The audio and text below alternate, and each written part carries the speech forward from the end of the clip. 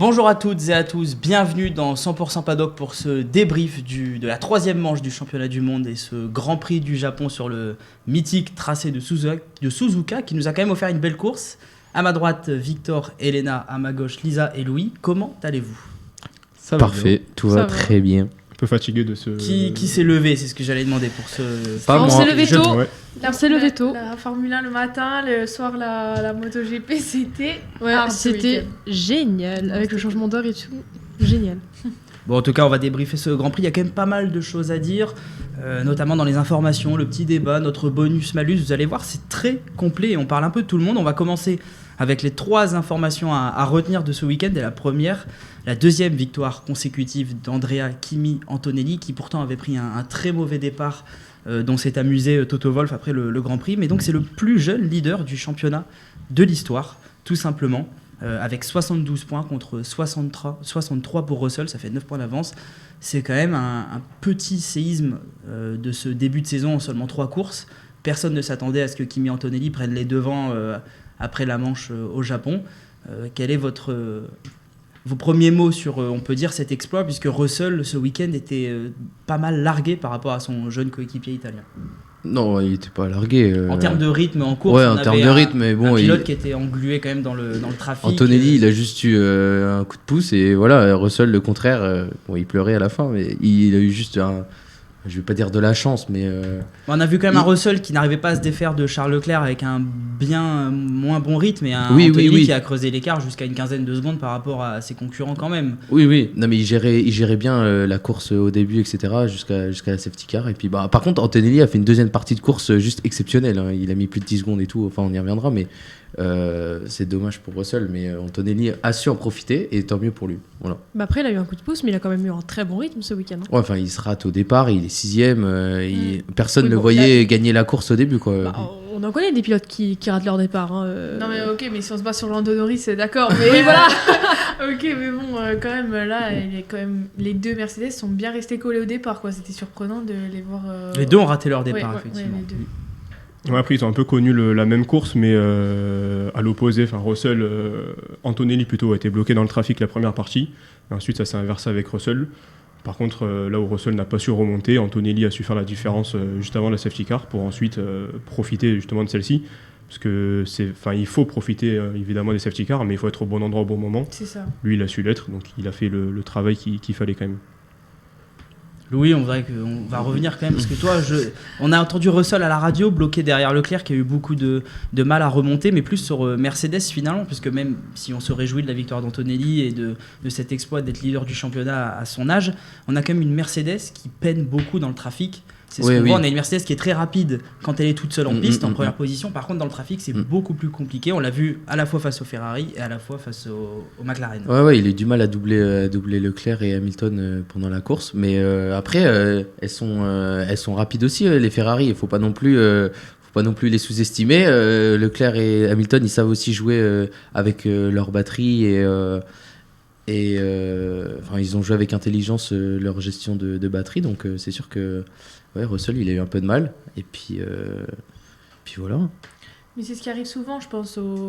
Ça me fait penser un petit peu à Red Bull aussi, il y a quelques années. Souvent, quand les voitures sont très très rapides en ligne droite et sont performantes seules, je dirais, dans le paquet, c'est un petit peu plus compliqué. Donc, à voir l'évolution dans la suite de la saison. Mais je pense que si ça continue comme ça leur posera pas trop de problèmes s'ils arrivent à rester devant en qualif, en sprint.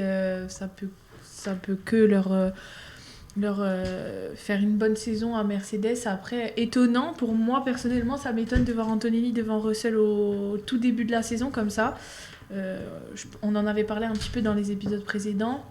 On pensait que Russell, forcément, avec son expérience, allait pas dominer son coéquipier, mais allait quand même être son mentor. Et là, les positions sont inversées, donc c'est étonnant. Et ça fait du bien aussi de voir un jeune comme ça être devant et pas se laisser intimider, je dirais, par son coéquipier. Donc c'est super. Après, il n'y a que 3 courses, donc la route est encore longue. Oui, puis même, je trouve que ça fait du bien dans le sens où Anthony, il a un peu été un peu critiqué. Le choix du jeune qui arrive rapidement propulsé en Formule 1 pour remplacer Lewis Hamilton. Donc je pense que aussi pour lui ça doit lui faire du bien de mais je mérite d'être là et abat les critiques finalement. Donc, puis il a surtout été critiqué pour ses erreurs la saison C'est ça. passée, donc là il montre qu'il est capable d'endosser ce rôle. C'est sûr que la combinaison qui était là avant lui était un peu large, mais ça n'a pas l'air de lui faire peur, donc à voir. Victor, c'est vrai que le jeune Italien, on le trouve quand même très solide, hormis cette safety car qui lui a grandement bénéficié dans cette deuxième partie de course, dont il a su tirer un avantage. Comme un peu Lewis Hamilton, c'était les deux gagnants quand la safety car est tombée. Mais Kimi Antonelli, on a quand même un pilote en Chine qui était très compétitif, qui est resté devant tout le Grand Prix. Là, encore une fois, en première partie de course, on a un pilote qui a su quand même gérer le trafic. Par rapport à son coéquipier, c'est ce qu'ont dit les médias, notamment italiens, c'est que ça a été mieux géré du côté de Kimi Antonelli. Alors peut-être que c'est la fougue, peut-être de la jeunesse, de ne pas se douter forcément de tous les pièges du trafic, comme ce que connaît et ce qu'a déjà expérimenté George Russell. Est-ce qu'on n'a pas une bataille interne qui s'annonce chez Mercedes, même si la route est encore longue, on n'a que 3 Grands Prix sur 22 qui ont été effectués, mais on sent quand même l'Italien qui prend en galon et finalement qui surprend un peu tout le monde. Ouais, puis déjà en qualification, il est solide. On a vu Russell, il a déjà été fébrile 2 fois. En Chine, il a eu un petit problème de batterie, là il y a un petit problème de réglage. Mais je pense que c'est pas anodin que ça tombe sur Russell, il montre déjà des petits signes de fébrilité, alors qu'Antonelli, il est là pour assurer les pole positions. Donc il est performant sur un tour de qualification, il est aussi performant en course. Il y a ce petit problème au départ à chaque fois qu'il va falloir travailler pour lui. C'est pas un petit problème, il était premier, il est arrivé, au bout du virage, il est 6ème. C'est vrai. Oui, je dis petit parce qu'au final il gagne, mais c'est vrai que s'il finit 6ème au Grand Prix, c'est presque scandaleux de par sa qualification. Donc ça va qu'il se rattrape sur la course, mais c'est vrai que c'est quand même un gros problème à régler. Mais après, il reste quand même très performant. Est-ce que pour George Russell, les problèmes ne peuvent pas venir de l'aspect mental ? Parce qu'actuellement, il n'y a que Mercedes, il n'y a que 2 pilotes qui peuvent jouer le titre. Il y a lui et Kimi Antonelli. Et tout le monde le met favori parce qu'à côté, Kimi Antonelli, c'est 19 ans, c'est la jeunesse, c'est un pilote inexpérimenté par rapport à lui. Est-ce que George Russell ne prend pas toute la pression, que ça soit dans l'écurie, que ça soit médiatique, pour jouer ce titre de champion du monde? Et derrière, il y a des vraies répercussions en piste. Il est capable de se tendre un peu plus facilement. On l'a vu en course râler et avoir ces petits pics envers son ingénieur. C'est pas anodin. Et là encore, ça profite à la fougue du jeune Antonelli. Bah oui, non mais Russell, il a tout à perdre. Il a la meilleure voiture, c'est lui le plus expérimenté. Lui, Antonelli, il arrive. S'il perd le championnat, on va rien lui dire. Il a 19 ans, il est encore là pour largement apprendre. On sait qu'il sera champion un jour. J'espère pour lui, mais c'est sûr que oui, Russell, il doit se crisper encore plus. Il sait qu'il doit bien faire. Il a toute une écurie sur ses épaules, donc il est là. Antonelli, il est juste derrière. Lui, il prend juste l'aspiration et puis là, c'est cool. Il en profite, donc on va voir où ça va le mener. Et puis surtout, je pense que en plus de la pression actuelle, il y a aussi toutes ces années passées chez Mercedes je pense qu'il doit se revoir un petit peu en Kimi. Et quand lui est arrivé chez Mercedes, il était à côté d'Hamilton, donc c'est déjà beaucoup plus compliqué. Mais le Grand Prix où il l'a remplacé la saison avant d'arriver chez Mercedes, si la voiture ne le lâche pas, il gagne le Grand Prix. Et je pense que c'est quelque chose qui reste dans la tête et qui se dit, en fait, là, il faut que je fasse mes preuves. Et il y a un petit jeune qui arrive.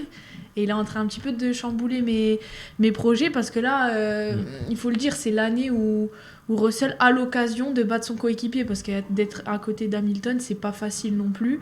C'est comme Verstappen, c'est normal.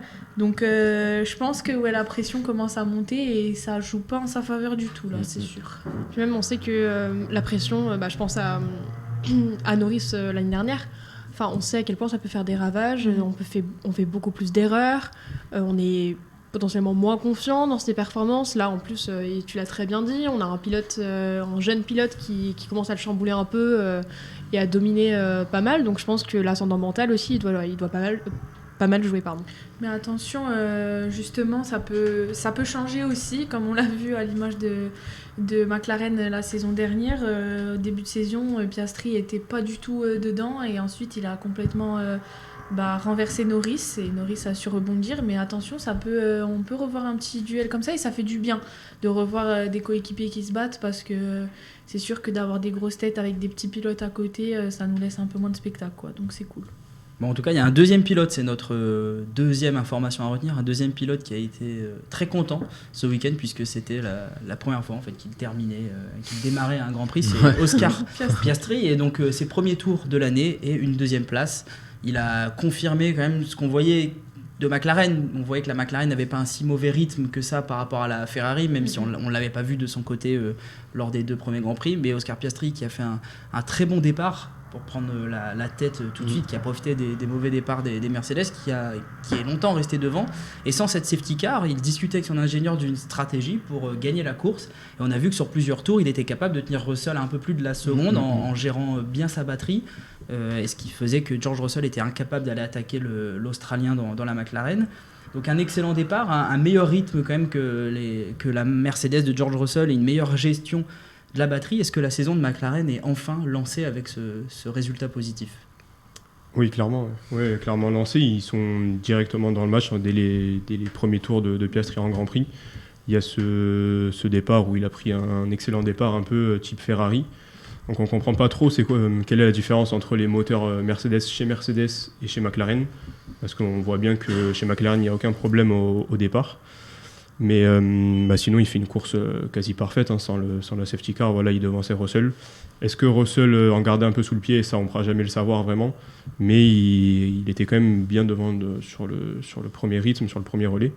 Donc pour Piastri, c'est un top résultat. Et puis il parlait, ils peuvent pas être déçus de cette deuxième place. Parce qu'avec toutes les galères qu'ils ont connues en début de saison, évidemment, cette deuxième place, ils peuvent la prendre. En être content même, plus qu'en être pas déçu.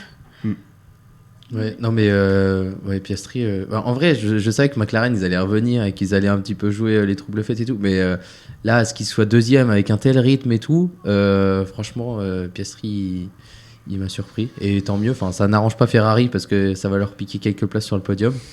Mais j'espère qu'ils vont pouvoir un petit peu titiller même les Mercedes parce que là, voir Antonelli sur la deuxième partie de la course, on ne l'a pas vu parce qu'il était 12 secondes devant, on savait déjà que c'était fini. Donc le problème, c'est qu'il a déjà beaucoup de points de retard avec les 2 abandons du début, donc ça va être compliqué d'accrocher. Bon, après, on ne sait jamais, une course, une saison, c'est vraiment long. C'est chacun son tour. Ouais, voilà, c'est ça. Donc, mais c'est très intéressant en tout cas, c'est vraiment cool. Léna, il y a quand même quelque chose d'intéressant à voir dans la photographie globale de cette course, c'est que Russell et Antonelli et Lando Norris et Oscar Piastri, Lando Norris a aussi eu beaucoup de mal dans le trafic, comme George Russell, là où Oscar Piastri avec Kimi Antonelli, plus détachés, sont allés beaucoup plus vite devant. Et on pourrait dire la même chose de Charles Leclerc qui s'est battu pour le podium avec plus de facilité qu'Hamilton. Quand il a perdu justement ce podium, il est tombé, il a été englué entre Norris, Russell, il a pas su vraiment comment gérer la fin de cette course et c'était très compliqué. On a l'impression vraiment qu'avec cette nouvelle réglementation, et ça s'est beaucoup vu sur ce tracé assez sinueux par endroits de Suzuka, c'est que quand on est dans le trafic, c'est assez compliqué avec cette génération de monoplaces. C'est clair, et puis justement, on a vu que Norris avait eu des difficultés dans le trafic, que Hamilton a eu des difficultés dans le trafic, donc potentiellement une similitude de difficultés au niveau de la nouvelle réglementation, et donc on va voir si au fur et à mesure et l'évolution des positions, tout simplement au fur et à mesure des courses, ça va révéler certaines facilités pour certaines écuries ou des difficultés dans l'autre, donc c'est intéressant à observer comme dynamique.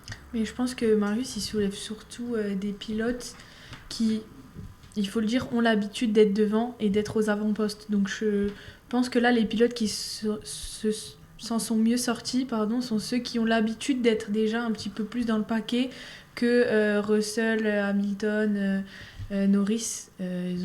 Ce sont un peu plus des pilotes qui sont aux avant-postes. Et là, dans cette génération... je pense que les batteries, il faut vraiment aller chercher plus du mental et de la réflexion.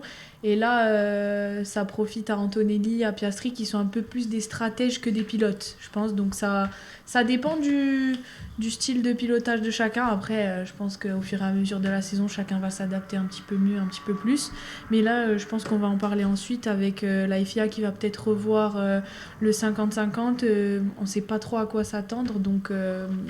à voir. Puis il y a beaucoup de choses qui vont changer. On sait qu'il y a la date fatidique du 1er juin où on aura le mélange à chaud au niveau des moteurs, tout ce qui concernait cette polémique du moteur Mercedes. Donc possiblement, d'ici le 1er juin d'ici cet été, on aura quand même pas mal d'évolutions et qui vont toucher aux performances directes des voitures, donc ça sera intéressant à suivre, d'où l'importance de ne pas perdre trop de points en ce début de saison. Je pense à Leclerc notamment, s'il veut garder une chance, on ne sait pas comment la saison peut évoluer, de se battre, de rester à quand même bonne distance des Mercedes, ça peut être intéressant en vue de la deuxième partie de saison. Oui, et puis Fred Vasseur, il parlait quasiment d'un nouveau championnat des Miami. Donc est-ce qu'il parlait de la réglementation ou des améliorations, on ne sait pas trop. Parce qu'on sait qu'il va y avoir un mois de pause avant Miami, donc il y a un mois, donc les voitures vont travailler. ramener beaucoup d'améliorations. Donc il parle carrément d'un nouveau championnat, donc toutes les cartes vont être rabattues. Et par contre, il y a une écurie qui fait la tête, si on peut le dire comme ça, ce week-end. Alors c'était pas facile depuis le début de saison, et c'est notre troisième information, et pas des moindres, c'est les problèmes rencontrés par Red Bull.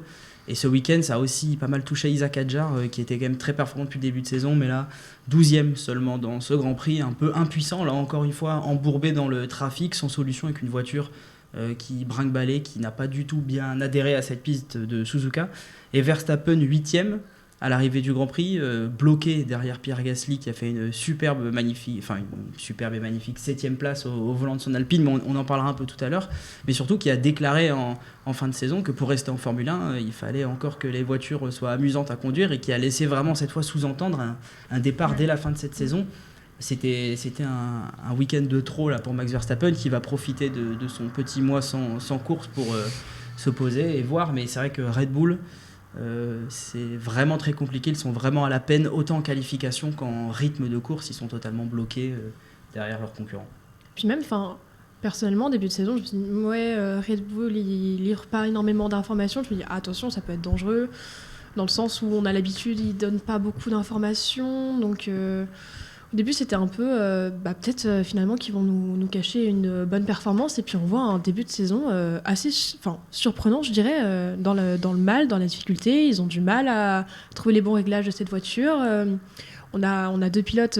Hadjar, il avait fait plutôt, et tu l'as dit, sur les deux premières courses, plutôt bonnes performances, mais on voit Verstappen en difficulté avec cette nouvelle réglementation, pas satisfait de la voiture. Je pense que, pareil, la confiance au niveau de sa monoplace est mise à mal. Donc, moi, je dis, c'est assez surprenant, quoi, venant de Red Bull. Mais plus qu'il ne se sent pas à l'aise dans sa voiture, il ne se sent pas à l'aise dans tout simplement sa discipline. Et là, ça devient un petit peu plus problématique, parce que si c'est un problème de voiture, toutes les écuries passent par des saisons blanches, compliquées, voilà. Mais c'est sûr que déjà pour un champion du monde, c'est dur d'avoir une voiture moins performante que les autres années. Mais là, c'est même plus la performance qu'il met en avant, c'est plutôt son plaisir à lui de conduire. Et je pense que c'est pas le seul, mais il y en a beaucoup qui doivent pas le dire aussi. Mais c'est sûr que c'est aux antipodes de ce qu'on peut voir en Formule 1 depuis la nouvelle ère. Donc c'est plutôt inquiétant, et je pense que comme il parle et il dit ce qu'il pense, ça va peut-être donner aussi confiance aux autres pilotes pour dire ce qu'ils pensent aussi. Et je pense que la FIA, ce qu'ils ont annoncé, comme quoi ils allaient peut-être revoir le règlement, ça sort pas de nulle part, parce que Verstappen, c'est pas personne dans ce milieu, donc c'est sûr que s'il dit quelque chose, ça tombe pas dans les oreilles de sourds. Donc à voir ce que ça va donner, mais c'est dommage qu'un quadruple champion du monde ne se sente pas à l'aise dans sa discipline, ça fait un petit peu peur. Et pour rebondir, Lisa, c'était Jean-Luc Roy qui en parlait chez RMC ce week-end, qui disait, et c'est exactement tes propos, qui disait il est en train de perdre l'amour qu'il a vraiment pour la Formule 1, pas seulement pour un sport, mais tout un écosystème dans lequel il a grandi et pour lequel il s'est battu et pour accomplir ses rêves. Et malheureusement, si Verstappen perd ça, quand on connaît son amour pour d'autres disciplines du sport automobile, effectivement, on doute pas une seconde qu'il puisse prendre ses bagages et tout simplement partir. Mais s'il vient quitter la F1 à la fin de saison, ça serait vraiment une catastrophe industrielle pour la F1. De perdre son meilleur pilote en termes de pilotage pur, l'un des meilleurs, de le perdre juste parce qu'il prend plus de plaisir, ça renverrait une image, je trouve, catastrophique de la Formule 1 au global, en fait. Le problème, c'est que je pense qu'il va se prendre un petit peu, comme j'ai déjà pu le voir sur les réseaux sociaux, une vague de haine, dans le sens où c'est la première année où Red Bull est vraiment en difficulté, et donc on pense que parce que la voiture ne performe plus, Verstappen n'est pas content. Alors il faut faire la différence quand même entre la performance et la réglementation qui change vraiment, vraiment tout dans la voiture. Donc je pense qu'en tant que puriste de F1, on a compris ce qu'il a voulu dire, mais c'est sûr que comme il est dans une année difficile, s'il part, on va plus le blâmer pour le fait de ne pas s'être battu et de ne pas être resté avec Red Bull quand c'était compliqué que de voir vraiment le fond du problème, je pense. Après, il est quand même arrivé en Formule 1 en 2015 chez Toro Rosso, il est arrivé chez Red Bull en 2016, il a quand même attendu jusqu'en 2021 avant de gagner. Ouais, mais Donc, parce que les Mercedes étaient largement devant et Oui, ils mais jouaient quand même les podiums et tout. Ça a montré qu'il se battait et malgré une Red Bull qui était largement en dessous. Il y a des saisons où il gagnait à peine une course et c'était très compliqué. Oui, mais donc depuis voilà, qu'il est après champion du évidemment monde, on connaît les réseaux sociaux et toutes les bêtises qu'on peut lire dessus, mais je pense qu'il y a quand même des arguments que les internautes pourront lire pour contrer ça. Mais effectivement, c'est des attaques comme tous les pilotes en subissent. À chaque fois, on connaît les réseaux sociaux. Tu as raison de le rappeler, Lisa. Voilà. Louis sur Verstappen peut-être. Ah, sur Verstappen, bah oui, on a vu qu'il a dit que sa voiture était inconduisible. Je l'ai jamais vu aussi dépité en conférence et tout. J'espère qu'il va s'y faire, qu'il va pas partir, parce que même si je le porte pas dans mon cœur, j'ai envie qu'il reste, parce que il est là, il amène toujours son étincelle, etc., même son tempérament et tout. Il faut ce genre de mec toujours en F1 en fait. Donc entre le dire et le faire de partir de la F1, j'espère que chez lui il y a un gap et qu'il va se remettre en question et que Red Bull va travailler pour... Mais de toute manière, après, là, va y avoir l'échéance du 1er juin.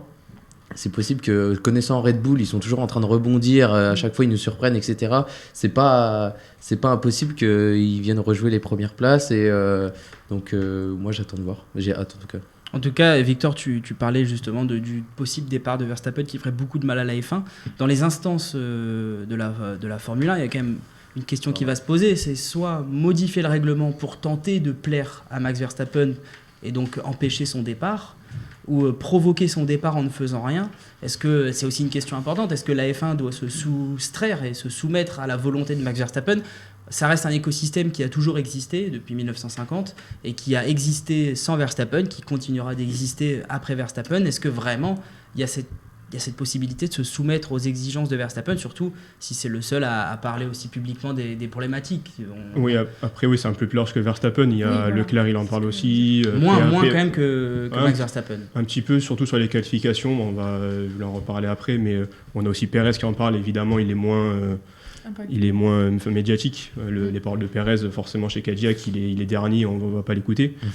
Sainz en parle aussi. Enfin, c'est un peu plus global que Verstappen. Mais je pense qu'il y a le côté aussi, pardon, je te coupe, mais ouais. le côté spectateur, et je pense qu'il y a aussi ça qui joue, et que c'est aussi écouté, parce que là, oui, il y a beaucoup... c'est l'un des personnages les plus clivants. Enfin, il fait réagir, il fait parler. J'ai perdu ce que je voulais dire. Oui, lui, il est là vraiment pour le plaisir du pilotage. Quand certains d'autres pilotes, ils sont là plutôt pour le métier, pour le salaire, pour voilà. Lui, il est là pour le plaisir, pour piloter. Donc, s'il aime pas la manière de piloter en Formule 1, il va le dire. Et justement, il est capable de partir pour ça, c'est sûr.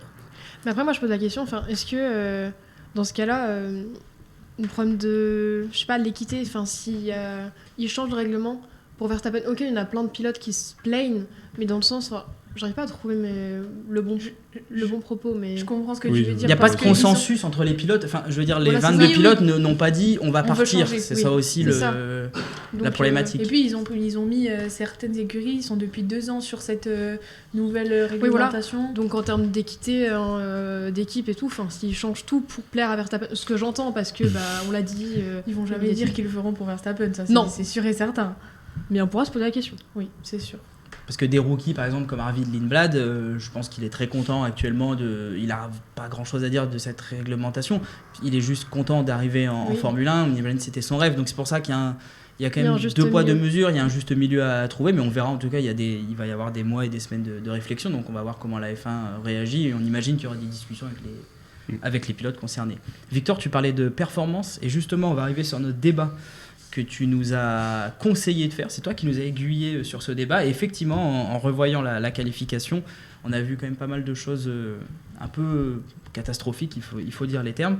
Et le débat, tout simplement, ça concerne donc les qualifications. Et c'est en voyant ces qualifications à Suzuka, est-ce qu'on a un peu perdu l'essence même de la qualif? On a vu le rétrogradage dans le virage mythique du 130R. Et d'ailleurs, même le tour de pole position de Kimi Antonelli qui a été publié par la F1 sur Twitter a été coupé à ce moment-là. Et la F1 s'est excusée en disant que c'était un bug technique. Mais évidemment, tout le monde a réagi, y compris les plus gros influenceurs français sur la Formule 1, en disant que l'instance essayait de cacher justement ce rétrogradage. Effectivement, quand on entend ce bruit, qu'on voit les pilotes perdre autant de kilomètres-heure du 130R jusqu'au freinage de la chicane, c'est assez compliqué. Victor, tu peux commencer sur ce débat puisque c'est toi qui l'as initié. C'est vrai que la qualification, c'était quand même beaucoup plus de jeu de stratégie, à savoir quand dépenser sa batterie, que du pilotage pur. Ouais, moi après les qualifications, j'étais presque un peu attristé de la situation. Parce que Suzuka, c'est l'un des plus beaux circuits de la saison. J'attendais beaucoup de cette séance de qualification. Puis, selon moi, la qualification, c'est l'un des meilleurs moments du week-end, celui qui se fait lever de ton canapé après un beau tour. Et là, honnêtement, samedi, moi, j'ai eu aucune émotion sur cette qualification. Je suis très content pour Antonelli de sa pole position, mais honnêtement, il n'y a pas de... Moi, j'ai vu aucune émotion. Dans 2 ans, tu me demandes qui a fait la pole au Japon, je pense que je ne saurais plus entre Russell et Antonelli qui l'a fait. Donc moi, ça m'a un peu attristé. J'attendais beaucoup de cette qualification à Suzuka. Quand on compare par rapport à l'année dernière avec la pole de Verstappen, qui bat les 2 McLaren dominantes par 15 millièmes, c'était exceptionnel. Et là, ce week-end, en qualification, honnêtement, j'ai rien ressenti sur cette pole d'Antonelli. Donc on ne voit plus les voitures à leur maximum, on n'a plus l'impression de voir les pilotes au maximum.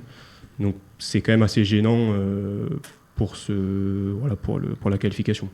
Même je trouve que, comme tu l'as dit, la qualification c'est quelque chose d'un peu pas mythique dans un. Ouais, si ça l'est. Je pense que la qualification c'est mythique parce que c'est là où tu vois les pilotes qui enchaînent les tours à fond. C'est le moment où il y a plus de tension et d'adrénaline, je dirais, que juste la course en elle-même. Parce qu'il peut se passer plein de choses. C'est là où on voit les plus grosses erreurs des pilotes. Et puis on voit aussi le talent d'un pilote pour aligner un bon tour. Donc je pense que c'est dommage de cacher ça derrière de la récupération d'énergie. Après, ça fait le jeu stratégique aussi. Donc, oui, en fait, ça soulève le problème qui est soulevé, que ce soit en course ou en qualif depuis le début de la saison, c'est est-ce que c'est du pilotage ou de la stratégie, la Formule 1 au final. Donc je pense qu'on avait assez de stratégie du côté des pneus, du côté des stands. Pourquoi rajouter ça ? Je pense que la FIA va vite comprendre qu'ils ont fait une petite erreur, mais bon, on va voir comment ils vont rebondir. Maintenant, c'est fait. Donc on peut pas y faire grand-chose. Et on verra, mais je pense pas que ce soit durable dans le sens... Comme j'ai dit la dernière fois, pour moi, c'est une question de vitrine et d'écologie, ce 50-50, mais ça ne reste que mon avis. Donc, mais après, avec le changement climatique, dans le sens, il fallait faire aussi aller dans ce sens écologique. Même si ça apporte l'aspect stratégique et ça diminue l'aspect spectaculaire et performance. Oui, mais en soi, on a la Formule E déjà qui va dans ce sens-là. Donc si c'est pour enlever l'essence de la Formule 1, il faut supprimer en fait. Ça sert à rien. Mais la Formule 1, elle est beaucoup moins médiatisée dans le sens. Je pense que aussi, c'est un symbole fort de vision médiatique. De montrer, même la catégorie reine se met un peu à préserver l'environnement. Si la Formule E est moins regardée, c'est qu'il y a une raison. Donc à un moment, il faut se poser des questions. C'est sûr qu'on ne peut pas faire 2 Formule E, en fait, sinon ça ne sert plus à rien. Et on fait que de la Formule E, on arrête la Formule 1. Alors, donc c'est compliqué, je l'accorde, mais ça enlève l'essence de cette discipline, en tout cas, à mon avis. Louis, c'est vrai qu'on se souvient de tour de Lewis Hamilton à Singapour, du tour aussi qui n'a pas été fini de Verstappen à Jeddah. Les qualifs, on les aime parce qu'il y a des tours qui sont absolument magnifiques, comme celui d'Hamilton, des tours qui auraient pu être magnifiques, comme celui de Verstappen manqué à Jeddah. Et comme Victor lui disait, on a l'impression qu'on perd ça, qu'on attend juste de savoir qui va faire la pole, qui va le mieux savoir dépenser son énergie et dans quel secteur, parce que c'est là où il pourra gagner le plus de temps. Mais finalement, que ça sera un jeu un peu de surface, de voir où est-ce qu'on peut gagner le plus. Et moins de pilotage forcément. Quand on l'a vu à Jeddah, Verstappen, on était tous là à regarder le chrono, on s'est dit putain il va le battre, et puis au final maintenant tout a disparu. En fait, on est juste assis là à notre canapé à savoir qui c'est qui va prendre la pole. C'est un tour de gestion, un tour de, il y a plus, j'ai l'impression qu'il y a plus, tu dois plus faire parler ton talent, c'est juste à qui va savoir utiliser la batterie au bon moment, à qui va avoir la batterie la plus puissante, ou enfin bref, on a l'impression, c'est un peu Mario, quoi. Donc, c'est Leclerc qu'on parlait justement, mais c'est un des meilleurs pilotes de qualification dans la grille. Ouais. Et il disait à la radio, il se tue dans les virages pour gagner 1 dixième, pour au final perdre 5 dixièmes dans la ligne droite en faisant rien. Donc, voilà. C'est désolant. Et justement, on parlait de Charles Leclerc, on va passer à notre bonus-malus de ce week-end. Et on va débuter par Leclerc et on va lier la meilleure radio avec le meilleur dépassement, puisque les deux concernent Charles Leclerc. Ça permettra de ne pas nous répéter, d'englober le tout. La meilleure radio, c'est celle de Brian Baudy, l'ingénieur de Charles Leclerc, qui a déclaré « Tu as une paire en acier ». On a enlevé quelques mots dans la déclaration, vous irez voir par vous-même sur les réseaux sociaux, sur le compte de la Formule 1, les mots qui ont été enlevés. Et quand il a dit ça, il parlait du dépassement effectué sur George Russell. Donc c'est simple, Leclerc, c'est, on va le dire, laissé dépasser par George Russell dans la dernière chicane, avait gardé de l'énergie pour réattaquer dans la ligne droite et a dépassé George Russell par l'extérieur au premier virage, qui est très compliqué. C'était pour reprendre la 3e place sur la ligne de podium. C'était au tour 51, donc 2 tours avant la fin de la course. Vous voyez le dépassement. Et donc son ingénieur a réagi à ce dépassement avec ces mots. Tu as une paire en acier. Et c'est vrai que ça a fait du bien personnellement. Quand j'ai regardé le Grand Prix, ça a fait du bien de voir ce dépassement, parce qu'on s'est dit d'accord, c'est possible de dépasser. Alors il a été aidé avec le déploiement de son énergie pour revenir, mais ça fait plaisir de voir un vrai dépassement de pilote par l'extérieur, pas simplement en ligne droite parce qu'on a plus de batterie. Ça faisait plaisir de voir cet enroulé de Charles Leclerc pour récupérer le podium. On a vu vraiment l'essence même du pilotage de Charles Leclerc et la capacité à dépasser. Ça rappelle un petit peu plus le DRS qui me manque tant. Donc ça fait un peu du bien, on dirait une course à l'ancienne, si je puis dire. Donc oui, ça fait du bien, ça remet un petit peu de spectacle. Parce qu'on pensait que cette réglementation allait nous ramener du spectacle, mais qu'en ligne droite apparemment. Donc là, ça fait du bien. Puis même ça... Vas-y. Ça rappelle le talent de Charles au niveau des dépassements. Bon, ça, il n'y a pas besoin de le rappeler. Mais, oui, on le rappelle quand même, c'est important. C'est sûr. C'est une de ses qualités, c'est un trait de pilotage qu'il a, et je pense que pas mal de pilotes sur le paddock le disent, quoi. C'est le maître des dépassements. Ce qui fait aussi que c'est difficile de le dépasser. Je sais pas ce que vous en pensez, mais sur ces 3 premiers Grands Prix de début de saison, en dehors des pilotes Mercedes, c'est peut-être le pilote qui trouve la meilleure balance en course entre la gestion de son énergie et l'attaque. Là, il est capable d'économiser son énergie parce qu'il sait qu'il va réattaquer après. Il y a eu pas mal de duels avec Lewis Hamilton en Chine. N'oublions pas Hamilton en Australie, c'est le seul à titiller George Russell au départ et il arrive à tenir pas mal de tours. George Russell derrière lui, alors que Leclerc était en première position, mais justement grâce à cette gestion entre la batterie et la défense, je trouve, parmi tous les pilotes, c'est un de ceux qui a le mieux compris. Alors qu'il aime ou qu'il aime pas, c'est pas la question. On sait qu'il l'a pas mal critiqué cette réglementation, mais c'est celui qui en tire le plus profit, qui en tout cas la gère le mieux pour l'instant, et celui qui arrive à titiller le plus les Mercedes. Victor. On l'a encore vu hier. D'accord. Oui, de toute façon au championnat ça se voit, c'est lui qui est il est 3e à 49 points et Russell est 2e à 63. Oui, au final il n'y a pas un écart si conséquent après 3 grands prix et une sprint, c'est pas non plus un écart énorme. Donc non, et puis de toute façon il sait s'adapter, il a une capacité d'adaptation assez forte aussi. Donc c'est un des meilleurs pilotes de la grille. J'allais dire ça, si on s'écarte un petit peu des points et du classement, sur la piste, c'est l'un des meilleurs pilotes en termes je dirais de l'aspect mental en fait, et il arrive bien depuis quelques années, après ses passes difficiles avec Ferrari, je pense que ça l'a un petit peu forgé et il arrive bien à faire la différence entre la piste et le personnel, ce qui peut avoir comme pression de cette écurie, parce que c'est pas n'importe laquelle, même s'il y est depuis quelques années maintenant. Mais avec Hamilton, c'est les 2 pilotes, je trouve, qui s'adaptent le mieux. Après, on n'a pas eu encore trop les McLaren malheureusement en course. Donc je pense aussi que Piastri c'est bien adapté aussi. Mais c'est sûr que je m'attendais à pire avec cette nouvelle réglementation.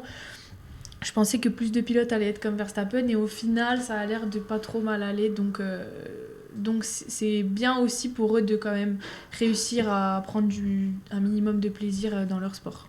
Ouais, puis après c'est l'un des qu'on voit de plus à la télé forcément. Je pense dans le midfield il y en a qui gèrent aussi bien, et peut-être je peux te faire une petite transition, notamment Gasly qui... Oui, tout à fait, ça permet de passer sur Gasly qui est notre bonus Donc super course, 7ème qui a résisté à Max Verstappen juste derrière, 8ème toute la course, pilotage très intelligent. Et il me semble qu'il y a 2-3 fois où il s'est fait dépasser par Verstappen et il a pu le repasser, même si la réalisation à la télé ne l'a pas tout le temps montré, on a pu le voir sur les graphiques.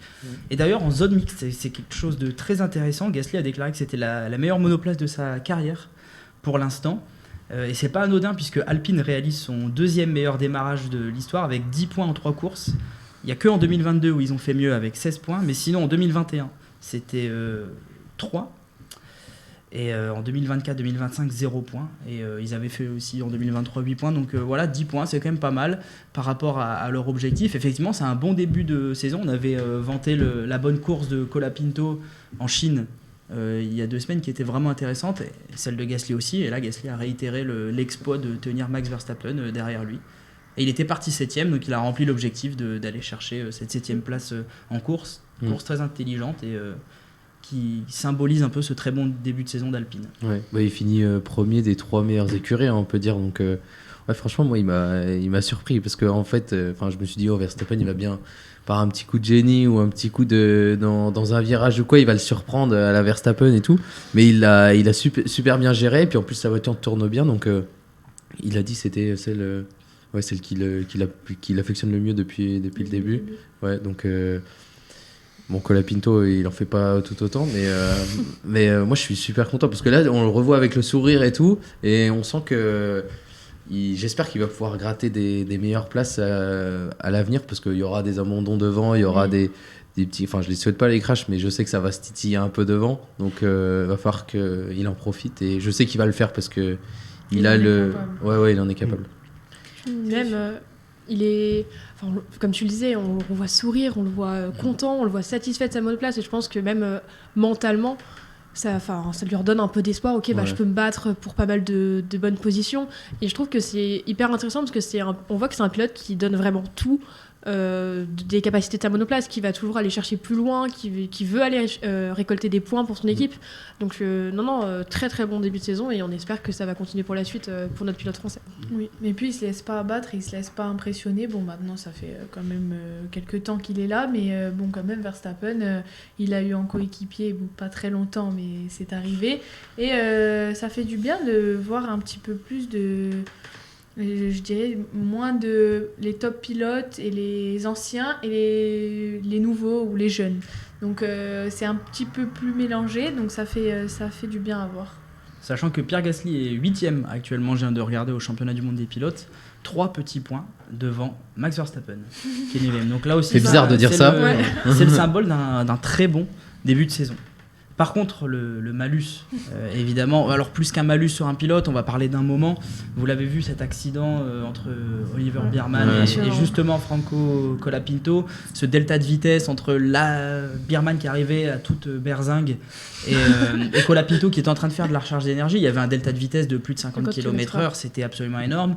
Il y a eu ce petit mouvement de Colapinto vers l'intérieur de la piste, Biermann qui arrivait vraiment très vite, impossible de freiner, il n'avait pas le temps, donc il se décale à gauche à côté de ce mouvement, mais qui n'a d'autre choix en fait que se déporter dans l'herbe, et derrière c'est le crash, un gros impact contre le mur. Alors est-ce que c'est la faute de l'un de l'autre, ou plus globalement en fait de cette réglementation, là encore on y revient, de cette gestion de l'énergie, et c'est Jacques Villeneuve qui en parlait aussi. En fait, tout le monde attendait un peu le moment où un accident allait se produire entre un pilote qui recharge, un pilote qui attaque, et un delta de vitesse immense, et sur une piste étroite avec de l'herbe juste à côté. C'est tout de suite la punition pour le pilote qui se fait avoir. Et encore, quand c'est de l'herbe, ça va. On verra à Monaco. Oui, parce que dans les circuits urbains, c'est le mur tout de suite. Bah oui, c'est le mur tout de suite. Donc à voir, mais dans tous les cas, c'est très très dangereux d'avoir autant de gap entre deux voitures qui sont à quelques centimètres. Les Formule 1, c'est quand même... elles sont plus petites, mais elles sont quand même assez larges pour des circuits où la piste est un peu serrée, quoi, déjà pour des voitures à la même vitesse, donc à vitesse 50 km/h d'écart, c'est pas rien du tout. Donc c'est un petit peu la faute de Colapinto, bien sûr, hein, attention. Il y a quand même ce mouvement vers la gauche qui est assez dangereux et qu'on n'aime pas voir en Formule 1. Oui, parce que ça arrivait à Russell aussi, qui a eu au même endroit qu'il y a eu un arrêt, et c'est Leclerc qui a pu le dépasser. Ouais. Russell lui avait bien tenu sa ligne, et Leclerc a pu le passer. Là, il y a ce petit décalage. Enfin, c'est quand même assez dur à juger, mais voilà. Sachant que dans le chat, c'est dégradé au sécateur, pardon, j'ai encore oublié le JP, qui nous dit il y avait une différence de 262 à 167. Donc en fait, c'est selon les télémétries. Donc c'est vraiment énorme, mais c'est vrai que visuellement, on se dit qu'en fait, il aurait pu avoir un accident où Birman rentre dans l'arrière de Colapinto, et là, ça aurait pu être encore plus désastreux pour les deux. C'est clair, hein. Puis après, il y a énormément de pilotes qui le disaient, et Carlos Sainz a été le premier à le dire, mais de toute façon, depuis le temps que je vous le dis, on savait très bien que c'était le risque de cette réglementation, donc on espère très clairement que l'instance va prendre des bonnes décisions, parce qu'il le faut, et on ne peut pas mettre en danger la vie de nos pilotes pour une réglementation pareille, puis l'impact de 50G, et puis on a vu Berman qui est sorti de sa monoplace, qui a boité, hein. À un moment on a eu très peur pour le pilote en lui-même, donc non, c'est un gros problème de cette réglementation, et moi je sais pas vous, mais je trouve que le fait de ne pas avoir pris de décision supplémentaire de la part des commissaires, même du coup, vous l'avez dit, le mouvement de décalage un peu sur la zone de freinage, il y a un pilote qui a été pénalisé pour ça ce week-end. Je sais plus quel pilote a été pénalisé, mais donc moi je m'attendais à une pénalité. Hein, à une pénalité. À une légère pénalité, en tout cas pour ce moment de... Ouais. Oui, c'est vrai que faire passer ça en incident de course, c'est un peu troublant, parce que on a... mais c'est leur donner tort s'ils mettent une pénalité, parce qu'ils sont obligés de recharger. Mais donc finalement, on a ce décalage de Colapinto, c'est des décalages qui ont souvent été pénalisés, contre lequel la FIA met parfois des pénalités. Là, ça engendre quand même un accrochage, et on espère qu'Oli Birman va aller mieux dans les prochaines semaines. La FIA, à quand ils jugent ce qui s'est passé, à quand ils jugent la conséquence, donc on sait pas trop, même eux ils savent pas trop comment faire, mais c'est sûr que, à part dans les duels Hamilton-Verstappen où ils ont été un peu plus conciliants avec ces petits décalages, quand c'est dans le paquet du milieu, c'est souvent pénalisé, donc c'est pas très compréhensible. Ça, même le communiqué qu'a publié la FIA, il donne pas forcément plus de réponses, et le choix de ne pas avoir pénalisé. Ils disent ok, oui, il y a plein de réunions qui vont être prises avec donc tous les acteurs de la Formule 1, etc. Ok, d'accord, mais on va faire quoi concrètement pour éviter que ça arrive finalement? Mais de toute manière, il faudra attendre un gros crash ou un gros accident pour qu'ils se réveillent, et c'est dommage parce qu'on n'écoute pas assez les pilotes là-dessus. C'est eux les acteurs, c'est eux qui pilotent, c'est eux qui prennent les risques tous les week-ends. Donc c'est malheureux à dire, mais malheureux, il a raison, parce que toutes les nouveautés qu'on a vues en Formule 1 comme le halo, etc., c'est arrivé après des catastrophes. Donc Et attention à Miami qui comporte quand même des je pense à la zone sinueuse après avant, entre deux grandes lignes droites, on pourrait avoir des pilotes qui rechargent, d'autres qui arrivent, c'est un peu à l'aveugle à certains moments. Attention quand on va arriver sur des circuits très sinueux avec des murs où, comme vous l'avez dit, il n'y aura pas d'herbe ou de gravillon à côté, où il y aura des murs, ça sera pas vraiment possible d'éviter un pilote qui recharge, donc attention à des accidents. Oui, en fait le problème c'est qu'en Australie et en Chine, tout le monde chargeait au même endroit. Alors que là, au Japon, il y avait des philosophies un peu différentes, et ça amène ce genre de problème. À voir sur les circuits où vraiment il n'y a qu'une seule zone de recharge, là ça ira mieux. Mais sur les circuits un peu comme le Japon, où il y a plusieurs zones de recharge différentes, où là il y a plus de gestion, là on peut voir ces écarts de vitesse et de recharge. On a JP qui nous dit quelque chose de très intéressant dans le chat, en disant que Colapinto est dans les règles, et la réflexion se tient. Sans le delta de vitesse, il n'y a aucun risque et danger.